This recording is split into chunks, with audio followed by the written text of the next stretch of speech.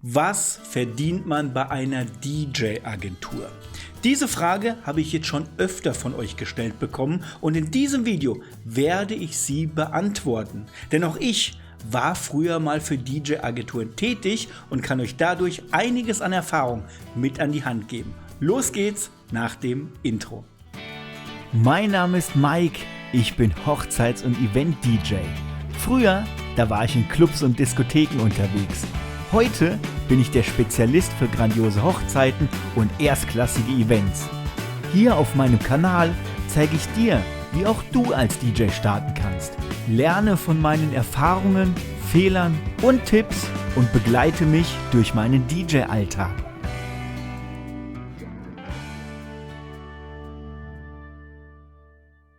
Hallo Freunde, hier ist der Mike und herzlich willkommen zu diesem Video.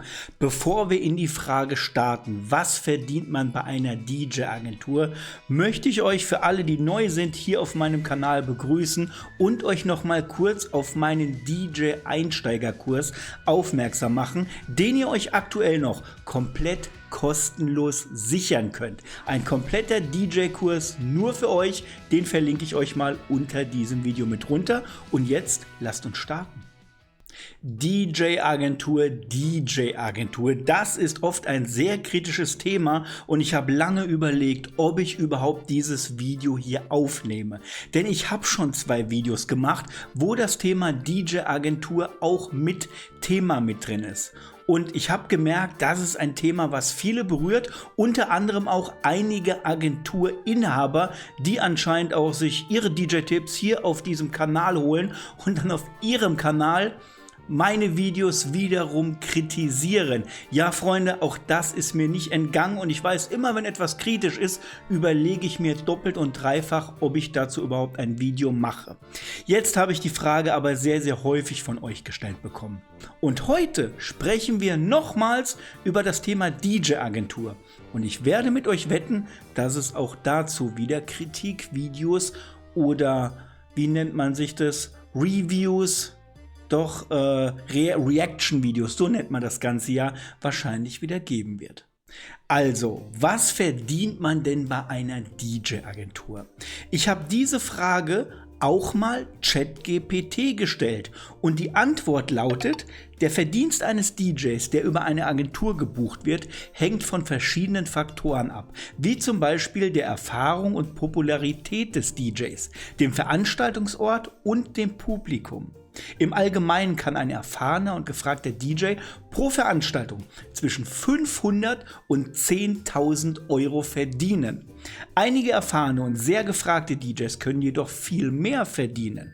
Es ist wichtig zu beachten, dass die Agentur, die den DJ vermittelt, einen Prozentsatz des Honorars als Provision einbehält. Wow! Das ist die Antwort, die ChatGPT geliefert hat und ich werde es euch gleich sagen, das stimmt nicht so ganz. Denn hier wirft ChatGPT unter anderem auch Agenturen für Club-DJs, Festival-DJs, Producer und so weiter mit in den Topf mit rein. Hier auf diesem Kanal dreht sich ja aber alles um das mobile DJing, also um das DJs eines mobilen DJs, um das Leben eines mobilen DJs, der auf Geburtstagen, Firmenfeiern, Hochzeiten und so weiter mit auflegt. Und da sieht das Ganze wieder ganz, ganz anders da aus. Denn noch vor einigen Jahren haben Agenturen bei uns, zumindest in Deutschland, den Markt dominiert. Und wenn wir über Agenturen sprechen, müssen wir auch ganz klar unterscheiden. Denn es gibt diese klassische DJ-Agentur, die in ihrem Namen DJs vermittelt und die dann auch die Aufträge spielen. Und es gibt sogenannte Buchungsplattformen, wo du dich als DJ registrieren kannst und die Kunden suchen sich über die Plattform dann einen DJ aus und der wird gebucht. Und dann ist sozusagen die Plattform nur der Vermittler. Du bist aber in eigenen Namen unterwegs. Also bitte verwechselt das nicht. Agenturen und Plattformen sind 2 verschiedene Dinge.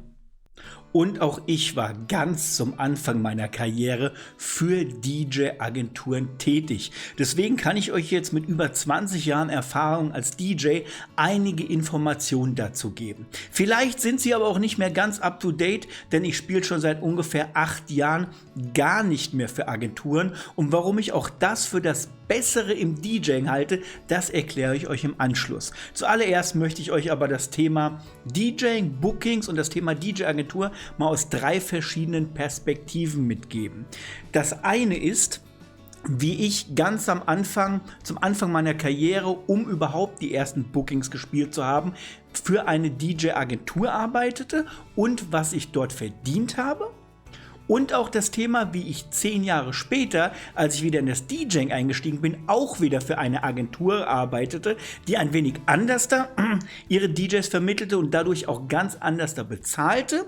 Und vor allem auch, wie es heute ist, denn ich habe selber jetzt keine eigene Agentur, zumindest nennen wir es nicht offiziell Agentur, aber auch ich habe DJs, die ich in meinem Namen für das Unternehmen DJ Mike Hoffmann verbuche. Und auch da möchte ich euch mal erzählen, wie bezahle ich die, was verdienen überhaupt diese DJs, wenn sie jetzt zum Beispiel von mir verbucht werden. Lass uns aber starten ganz am Anfang meiner Karriere, vor über 20 Jahren bei meiner ersten DJ-Agentur. Ich kann mich noch ganz deutlich daran erinnern, wie meine Mutter damals in der Küche stand, mich gerufen hat und mir so einen ganz kleinen Mini-Zeitungsausschnitt gezeigt hat, den sie aus der Tageszeitung ausgeschnitten hat, wo drin steht: Wir suchen DJs. Bitte melden Sie sich bei uns.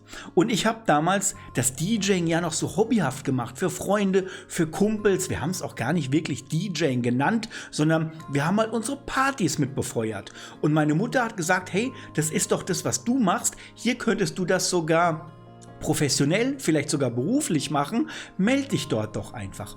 Und das habe ich auch gemacht und kurze Zeit später stand ich bei einer Agentur zum Einstellungsgespräch da und die waren von meinen Kenntnissen so überzeugt, dass sie mich aber auch direkt genommen haben. Der ganz große Nachteil damals, und das ist auch heute immer noch der Fall, viele DJ-Agenturen verbuchen dich zwar in ihrem Namen, du bist bei ihnen aber nicht angestellt. Das heißt, du musst so oder so komplett selbstständig sein. Das heißt, entweder nebenberuflich oder auch hauptberuflich. Du musst dich, wenn du hauptberuflich bist, natürlich auch selbst versichern. Du musst Steuern zahlen und alles drum und dran. Und das geht dann später nochmal von dem Lohn, den dir die Agentur zahlt, auch alles nochmal ab. Also, wenn du angestellt bist, hast du zwar auch Abgaben, aber wenn du selbstständig bist, dann musst du das von dem, was ich dir jetzt gleich an Zahlen nenne, auch nochmal mit abziehen. Als ich mich damals bei der Agentur geworben habe, da haben sie mir von Anfang an gesagt, hey, du wirst bei uns viele tolle Feiern spielen, du wirst viel lernen, du wirst Spaß haben, aber reich wirst du damit nicht. Und leben kannst du davon definitiv auch nicht. Und tatsächlich war es auch so. Denn ich bin abends oft mit einer Abendgage von ungefähr 60 Mark oder Euro. Ich weiß gar nicht, ob das noch D-Mark-Zeiten waren. Das ist bei mir im Kopf sehr, sehr verschwommen drin. Deswegen nenne ich das jetzt mal in Euro. Damals 60 Euro für den Abend bekommen.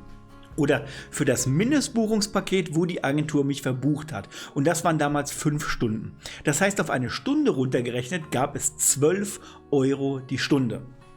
Und ich bin ehrlich, mit 12 Euro die Stunde war ich, der damals noch jugendlich war, der König der Welt. Das war richtig geil. Und ich habe das DJing auch nicht angefangen wegen des Geldes um einen großen Verdienst. Ich möchte das jetzt sagen, weil ich kenne euch, Freunde. Ich weiß, dass der eine oder andere jetzt hier vor diesem Video sitzt und sagt, 12 Euro die Stunde, niemals. Dafür würde ich nicht arbeiten. Freunde, heute würde ich das auch nicht mal machen.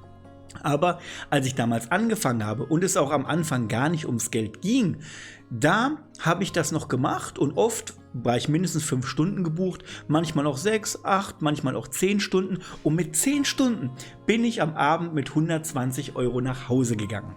Boah, das war für mich, der damals noch in der Ausbildung war, unheimlich viel Geld für einen Abend. Zudem war es auch so, dass die Agentur damals mir die komplette Technik wie Lautsprecher, Lichttechnik und einen Koffer randvoll mit Musik, wir haben damals noch mit CDs gearbeitet, gestellt hat. So musste ich mich selber um gar nichts weiteres kümmern. Natürlich waren die Lautsprecher ziemlich alt, die Technik auch. Ich kann mich noch erinnern, ich habe so einen Aufbau gekriegt, da waren 2 Discmans mit drauf. Wenn ich da ein Bild von habe, dann blende ich euch das gleich mal mit ein. Also 2 Discmans und ein Mischpult in der Mitte. Pitchen oder die Technik, die es heute gibt, das war damals nicht der Fall. Aber glaube mir, Ich habe viel Großartiges gelernt, unter anderem auch, wie man Lieder perfekt aneinander reiht, so dass sie einen perfekten Musikmix ergeben. Weil damals konnte ich ja noch nicht pitchen, noch nicht so wirklich Beat in Beat mixen, außer die Lieder hatten so oder so schon die gleiche Geschwindigkeit. Zudem gab es nur Radio-Edits in den Koffern mit drin. So war das damals.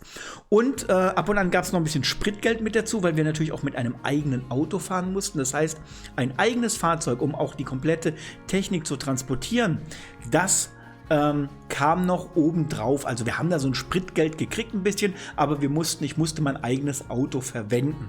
Was natürlich über die Zeit auch immer mehr Kratzer, Beschädigung durch die viele Technik, die drin transportiert hat, auch mit drin war. Also wenn ich das jetzt als Schaden mit aufrechne, gelohnt hat sich das wirtschaftlich im Endeffekt nicht. Vor allem musst du ja später auch noch Steuern mit abziehen und alles, was noch mit dazu kam, weil ich ja mit einem eigenen Gewerbe damals gearbeitet habe. Und nein, ich war kein Kleinunternehmer damals. So habe ich damals angefangen bei meiner allerersten Agentur. Und später dann, ungefähr 10 Jahre später, kurz bevor ich selber in das hauptberufliche DJing eingestiegen bin, habe ich sogar für mehrere DJ-Agenturen gearbeitet. Und da sah das Ganze schon wieder ein wenig anders aus. Also die Grundregeln waren da immer noch gleich. Das heißt, die Agentur verbucht dich in ihren Namen an die Kunden. Das heißt, du bist der DJ von der Agentur so oder so. Ich war zwar auch der Mike, aber ich war nicht DJ Mike Hoffmann. Ich war nicht so die Marke, als wenn man mich direkt bucht. Was ich auch heute immer noch als größten Nachteil empfinde. Denn immer wenn du einen Gig für eine Agentur spielst, dann stärkst du den Namen der Agentur damit, weil der Kunde hat ja die Agentur gebucht und die hat dich im Endeffekt dann einfach dahin geschickt. Ja, manchmal kann es auch sein, dass ein Kunde zur Agentur kommt und sagt, ich möchte speziell den DJ haben. Dann aber, weil sie dich schon kennen oder weil sie vielleicht öfter dort buchen. Das kann natürlich auch der Fall sein. Zumindest war es da so, dass die Bezahlung dann schon ein wenig besser war. Dann gab es unter anderem für 5 Stunden 100 € schon mit dazu. Und auch Lichttechnik, Tontechnik und teilweise auch die Musik wurden mir von der Agentur gestellt. Ich musste sie aber selber auf die Feiern mit hinbringen und musste die Feiern auch spielen. Und so war es auch so, dass wenn ich zum Beispiel mal einen 10-Stunden-Auftrag gespielt habe, dann gab es natürlich an die 200 €. Plus vielleicht noch ein bisschen Spritkosten mit dazu. Vielleicht gab es auch mal ein bisschen Kleingeld vom Kunden als Trinkgeld. Und so ist man ruckzuck am Abend auch mal mit 200 oder 250 € mal nach Hause gegangen. Boah, unglaublich viel Geld damals für mich. Das kann ich euch auf jeden Fall sagen. Aber als selbstständiger DJ immer noch nicht lohnenswert. Wenn du sowas machst, dann machst du das definitiv eher zur Spaß an der Freude, vor allem weil du noch ganz am Anfang des DJings stehst. Und ich sage das wirklich so bewusst, denn für den Anfang, um überhaupt mal an Bookings und Aufträge zu kommen, sind DJ-Agenturen sehr, sehr gut geeignet. Du lernst dadurch, du kriegst Erfahrung, du spielst die ersten Feiern. Aber ich empfehle es tatsächlich nicht dauerhaft. Denn irgendwann musst du mal aus diesen Einsteigerschienen und aus dem Hobbyschienen vielleicht rausgehen. Wenn du das möchtest, wenn du selber das nebenberuflich oder hauptberuflich machen willst, dann machst du das irgendwann auf den eigenen Namen. Dass der Kunde halt dich und deinen Namen bucht. Und dann ist auch die Bezahlung und alles drum und dran ganz, ganz anders da. Dazu findet ihr aber auch wirklich detaillierte Videos hier auf diesem Kanal drauf, was man so als DJ, als selbstständiger DJ im Jahr verdienen sollte, pro Auftrag, wie man das kalkuliert, Freunde. Da habe ich wirklich schon einige Videos dazu gemacht. Zumindest, wie gesagt, habe ich für mehrere Agenturen gespielt und roundabout war die Gage dann immer so 100 €, 200 €, 250 €. Das war so der Standard. Und ja, bei DJ-Agenturen ist es jetzt nicht so wie bei einer Vermittlungsplattform, die dann einen gewissen Prozentsatz einbehalten deiner Gage, sondern die machen den Vertrag mit dem Kunden, kriegen eine Bezahlung von dem Kunden und du kriegst dann die Gage, die du mit der Agentur vereinbart hast. So wie es bei mir damals ganz am Anfang 60 € für 5 Stunden waren und bei den anderen Agenturen ungefähr 100 Euro pro Stunde waren. Natürlich verdient die Agentur ein Vielfaches mehr. Wie viel genau kann ich euch nicht sagen, aber im Durchschnitt sind sowas zwischen 500 und 800 Euro für die Organisation, für das Werbung machen und so weiter, damit die Kunden überhaupt darauf aufmerksam machen. Das ist auch nicht verwerflich, weil ich öfter Kommentare gelesen habe, boah, die Agenturen machen sich aber die Taschen voll, die verdienen ja ein Vielfaches. Ja, das ist so. Denn DJing, also den Job, den können heute viele. Aber an Kunden kommen, das ist im Endeffekt das Herausfordernde. Und die Agentur macht das und gibt dir den Auftrag. Ich meine, du kannst viel mehr Geld nehmen, wenn die Agentur nicht den Kunden kriegt, sondern du den Kunden kriegst. Also wenn du eigene Werbung machst und so weiter. Dazu möchte ich aber gleich am Ende noch ein bisschen was sagen, denn das ist der Weg, den ich später gewählt habe, als ich mich von Agenturen getrennt habe und heute beruflicher und selbstständiger DJ bin. Und heute sind wir natürlich viel, viel weiter, bin vor allem ich viel, viel weiter, denn auch ich verbuche heute DJs in meinem Namen. Das Prinzip ist genauso das wie bei einer DJ-Agentur. Wir nennen es halt nur nicht DJ-Agentur, sondern es sind eher meine Team-DJs. Das Grundprinzip ist aber gleich. Die DJs spielen in meinem Namen die Hochzeiten für das Unternehmen DJ Mike Hoffmann. Das heißt, die Kunden, wo ich einfach nicht auf allen Feiern gleichzeitig stehen kann, dafür setze ich Team-DJs ein. Und als ich da auch mir Gedanken über den Preis gemacht habe, habe ich mich natürlich auch gefragt, was ist fair? Was empfinde ich als fair? Was ist für den DJ aber auch als fair? Und ja, ich habe mich natürlich auch an den Preisen orientiert, die ich für die ersten Agenturen gespielt habe. Das heißt für 5 Stunden damals 60 Euro oder auch bei den späteren Agenturen für 5 Stunden 100 Euro. Und ich habe das nie als fair angesehen, natürlich nicht. Deswegen wollte ich das anders da machen. Und so habe ich es gemacht, dass ich meinen Team-DJs für 5 Stunden 750 Euro bezahle. Das sind mehr als 100 Euro pro Stunde. Was ich übrigens heute auch für jeden DJ, der wirklich qualitativ gut ist und sich von einer Agentur verbuchen lässt, mehr als für fair empfinde. Ich habe das zumindest für mich und meine Team-DJs haben das auch so gesehen, als fair erachtet. Genauso auch jede Zusatzstunde wird mit roundabout 75 Euro vergütet. Dabei ist es aber auch so, dass der DJ seine eigene Technik im Endeffekt mit reinstellt. Also das muss damit eingerechnet sein, Freunde. Das ist aber was ganz Einfaches. Das sind 2 Top-Lautsprecher, die mit dabei sind, einfache Lichteffekte, ein Funkmikrofon ist mit dabei, die Anlieferung ist mit dabei. Später gibt es natürlich, wenn Sonderwünsche dazu kamen, das heißt, wenn er dann darüber hinaus noch mehr Technik braucht, benötigt oder mitgeht, kriegt er die von mir auch nochmal bezahlt. Das ist ganz, ganz wichtig. Und ich kann mich an einige Gigs erinnern von meinen Team-DJs, die am Abend eine ultra geile Party hatten mit einem Kunden, der später überglücklich war. Und der DJ hat für mehr als 10 Stunden aufgelegt, hat sogar noch ein bisschen Zusatztechnik mitgebracht. Und dann ist der DJ, obwohl er für eine Agentur tätig war, also für uns tätig war, an den Abend mit über 1.600 Euro nach Hause gegangen. Und ich finde, das ist fair. Ich finde wirklich, das ist sehr, sehr fair. Und das ist auch das, was ich heute im Endeffekt empfehle. Das heißt, wenn man sich für eine Agentur buchen lässt und die Gagen, die Preise jetzt vielleicht nicht in diesem Level liegen, was ich mitbezahle, dann ist das okay, solange du Anfänger bist und nicht weißt, wie du an Kunden kommen sollst. Wenn du vielleicht Hobbyist bist. Und ja, man kann auch 20 Jahre Hobbyist sein. Das kann man auch sein. Du kannst dich auch ein Leben lang für eine Agentur buchen lassen, wenn du damit zufrieden bist. Fair erachte ich aber andere Preise und als Gagen für wichtig. Und da kommen wir auch zu dem Punkt, den ich sowieso eher empfehle. Also alle meine DJs, die bei mir in den Coaching-Programmen mit drin sind, die wissen, was ich häufig sage. Und zwar empfehle ich eigentlich nicht für Agenturen tätig zu sein, sondern im Endeffekt die Aufträge für sich selber zu machen, also in sich selber mit reinzunehmen. Wenn du nicht weißt, wie du an Kunden kommst, sind Agenturen okay. Aber wenn du über das Anfängerlevel hinaus bist, dann musst du dich auch im Endeffekt mit so Themen wie Marketing und so weiter auseinandersetzen, damit die Kunden zu dir kommen.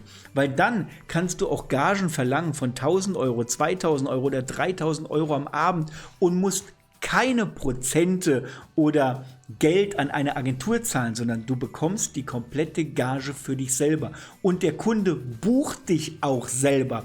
Wegen dir, wegen deinem Namen. Und das funktioniert natürlich mit ordentlichem Marketing. Wenn man sich bekannt hat, wenn man an seiner Bekanntheit gearbeitet hat, wenn man an seiner Positionierung gearbeitet hat, dann funktioniert das, dann ist sowas auf jeden Fall auch machbar. Ob eine Agentur jetzt aber viel oder wenig Geld bezahlt, hängt tatsächlich von vielen verschiedenen Faktoren ab. Unter anderem natürlich von der Bekanntheit der Agentur und auch welches Kundenklientel sie überhaupt ansprechen. Das heißt, es gibt DJ-Agenturen, die sind eher im Einsteigerbereich tätig. Es gibt welche, die sind semi-professionell und es gibt natürlich auch Profi-Agenturen. Das hat damit zu tun, welche Art Events sie bespielen und welche Kunden sie ansprechen. Das heißt natürlich auch, wenn du Geld verdienen möchtest, musst du darauf achten, wie die DJ-Agentur selber auch positioniert ist.